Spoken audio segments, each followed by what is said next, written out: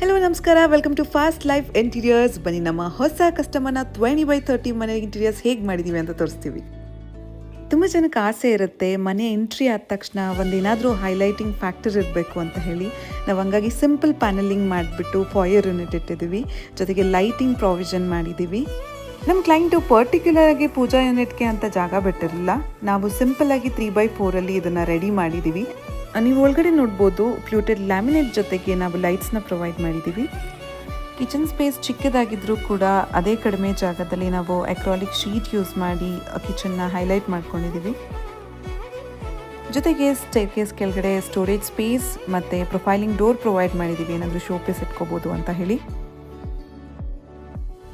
Okay, ಮನೆಯವರೆಲ್ಲ ಒಟ್ಟಿಗೆ time spend ಮಾಡೋದು ಲಿವಿಂಗ್ ಏರಿಯಾದಲ್ಲಿ. ಸೊ ನಾವಲ್ಲಿ ಟಿ ವಿ ಯೂನಿಟ್ನ ಹೈಲೈಟ್ ಮಾಡೋಕ್ಕೆ 11/10 ರೆಡಿ ಮಾಡ್ಕೊಂಡಿದ್ದೀವಿ.